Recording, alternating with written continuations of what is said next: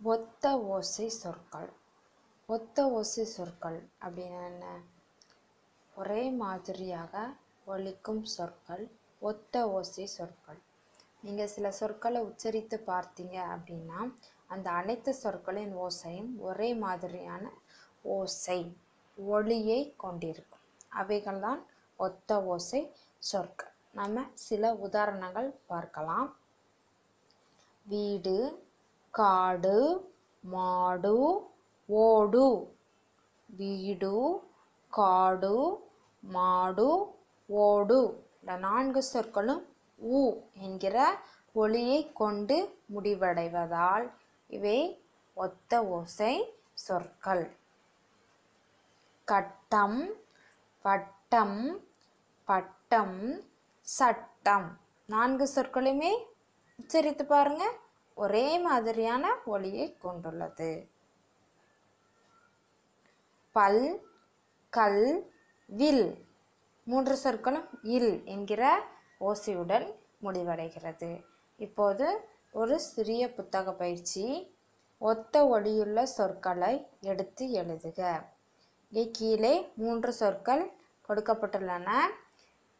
இதே போன்ற ஒலியை கொண்டுள்ள சொற்களை நாம் உதவி பெட்டியிலிருந்து எடுத்து எழுத வேண்டும்.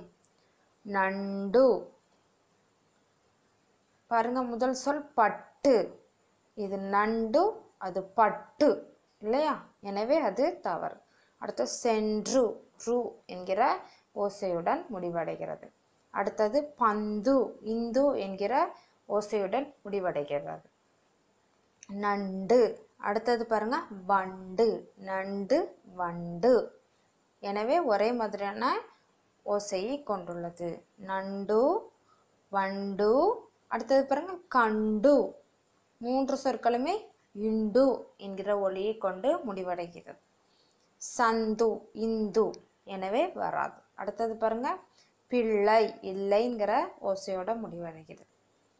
அடுத்தது பாருங்க, வேற என்ன சொற்கள் இதே மாதிரியான ஒலியை கொண்டுள்ளன? உண்டு, மண்டு. நண்டு, வண்டு, கண்டு, உண்டு, மண்டு. உ என்கிற ஒலியை கொண்டு முடிவடைகிறது. அடுத்தது பாருங்க, பாடும். வேற என்ன சொல் இதே மாதிரியான ஒலியை கொண்டுள்ள? உதவி பெட்டியை பாருங்கள்.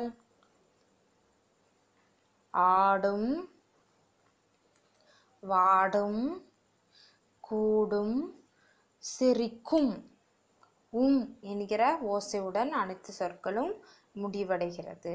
அடுத்து பாருங்க, பந்து, சந்து, பொந்து, பத்து. வேற என்ன சொல் இதே மாதிரியான ஒலியை கொண்டுள்ளது? சிந்து, உ என்கிற ஓசையுடன் முடிவடைகிறது. நன்றி.